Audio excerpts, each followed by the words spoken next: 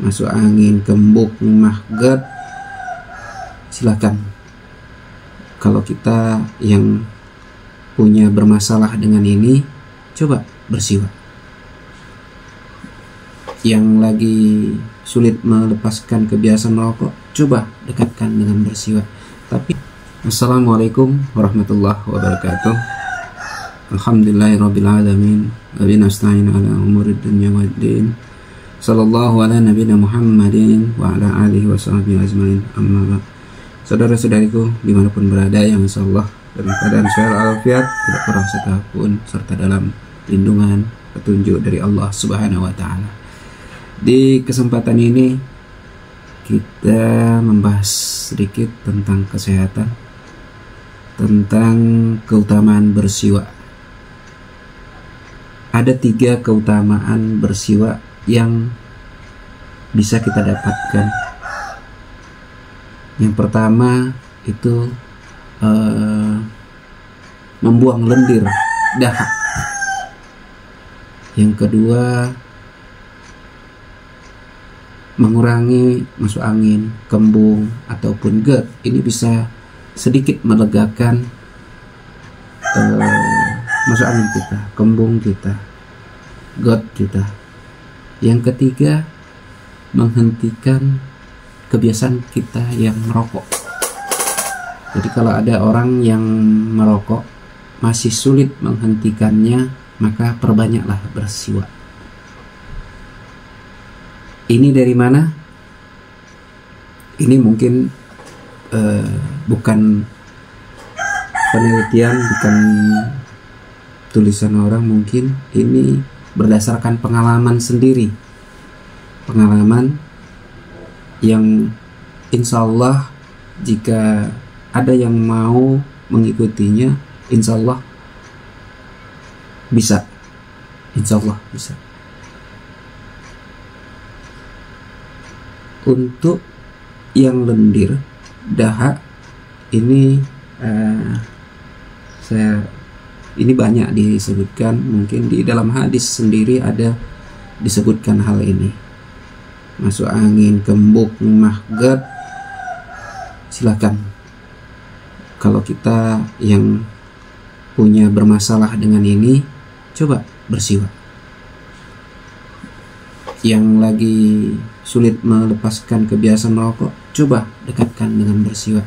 Tapi bersiwaknya itu sesuaikan dengan cara bersiwaknya Nabi Shallallahu Alaihi Wasallam.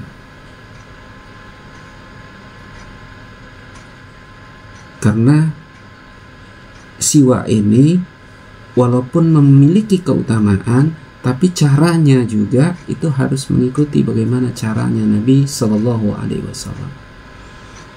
Di video sebelumnya kita udah sebutkan bahwa keutamaan bersiwak itu banyak. Disebutkan ada 10. Walaupun itu memang hadisnya hadis dhaif. Seperti diantaranya itu mendatangkan keridhaan Allah, mendatangkan kemurkaan setan, mendatangkan kesenangan Nabi Sallallahu Alaihi Wasallam. Jadi ada 10 itu. Bahkan baik untuk gusi kita, gigi berlubang, pandangan kita jadi lebih jernih, mulut lebih wangi, mengurangi lendir atau dahak lah yang kita sebutkan tadi. Dan ini termasuk sunnah Nabi Sallallahu Alaihi Wasallam dan mendatangkan pahala kebaikan. Kesehatan sendiri sudah mengakui bagaimana kandungan siwak itu. Namun mungkin ada yang merasakan, kenapa belum mendatangkan faedah seperti ini? Mungkin lendirnya kurang keluar, mungkin pandangannya juga belum ini. Lakukan secara rutin dan sesuai dengan Nabi Shallallahu Alaihi Wasallam. Kapan dilakukan rutin? Nabi Shallallahu Alaihi Wasallam mengingatkan bahwa dalam sebuah hadis, dalam beberapa hadis ini banyak disebutkan. Di salah satunya di Sahih Al-Bukhari di 838 bahwa Nabi Shallallahu Alaihi Wasallam laula an asyqa ala ummati aw ala nas la'amartuhum bisiwaki ma'a kulli shalah. Sekiranya tidak memberatkan umatku atau manusia, maka akan aku perintahkan kepada mereka untuk bersiwak setiap kali hendak sholat. Jadi itu saking seringnya Nabi SAW bersiwak setiap mau sholat.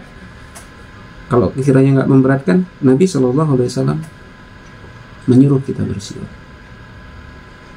Dan ini Nabi SAW lakukan.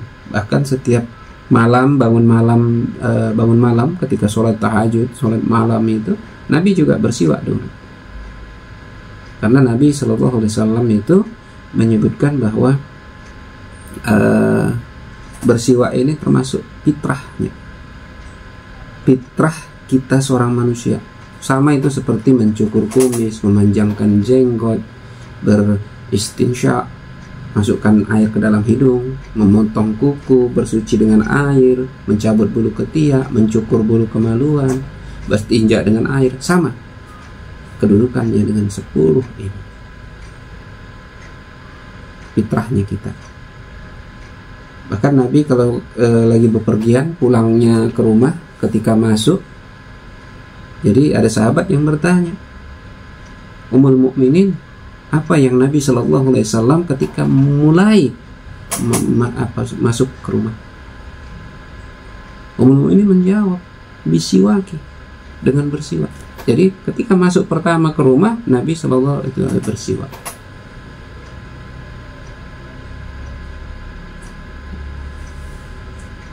Maka dengan melakukan ini, maka keuntungan, keutamaan bersiwak itu akan kita dapatkan.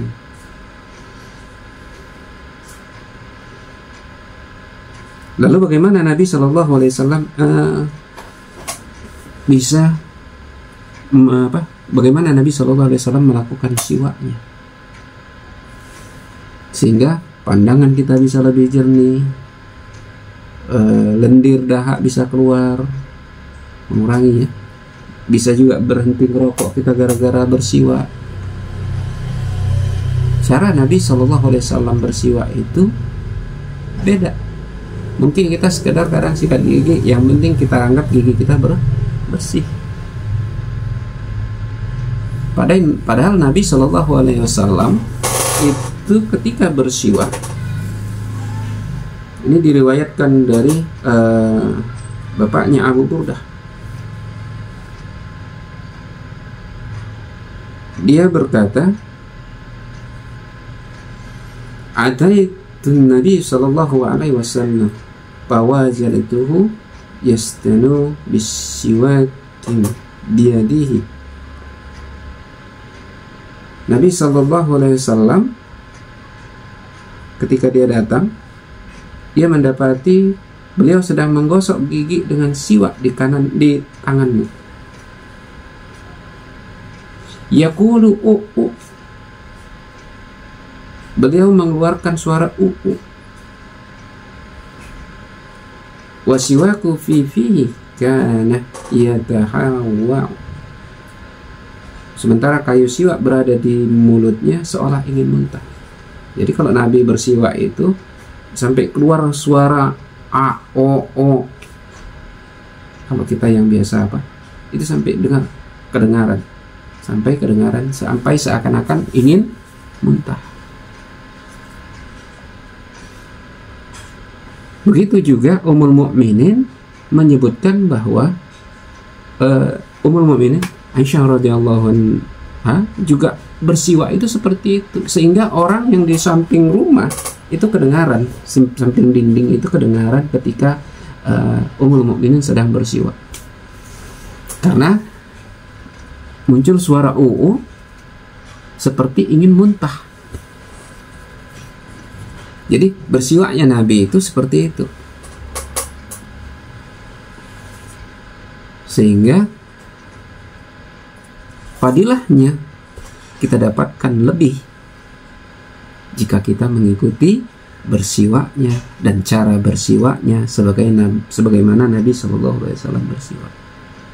Dan pahala kebaikan kita juga akan dapatkan ketika kita mengikuti sunnah Nabi SAW, cara Nabi SAW.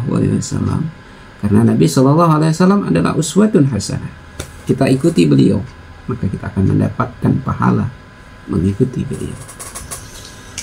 Gigi sehat, gusi sehat, apalagi pandangan mata jernih, dahak berkurang, apalagi mah terasa agak lebih lega, mual juga lebih lega, kembung, mah gerd, bahkan kebiasaan berhenti merokok juga insya Allah akan sendirinya bisa kita dapatkan. Tapi dengan mengikuti sunnah Nabi SAW itu udah ada pahala tersendiri. Apalagi kita mau berhenti merokok itu karena Allah, kita mau sehat itu juga karena Allah, maka pahalanya akan berlipat-lipat. Mungkin ini aja sekilas tentang sunnah Nabi SAW. Ada keutamaan kita bersiwa, dan ada bagaimana cara Nabi SAW bersiwa, bahwa Nabi SAW bersiwa itu sampai mengeluarkan suara dan seperti ingin muntah. Itu bersiwaknya Nabi SAW. Mudah-mudahan kita bisa mengikuti, bermanfaat bagi kita semua, khususnya bagi kami secara pribadi. Adapun yang benar itu datangnya dari Allah, adapun salah itu datangnya dari kami selaku makhluk yang dhaif. Kepada Allah kami mohon ampun, kepada kita semua kami mohon maaf. Billahi taufiq wal hidayah. Assalamualaikum warahmatullahi wabarakatuh.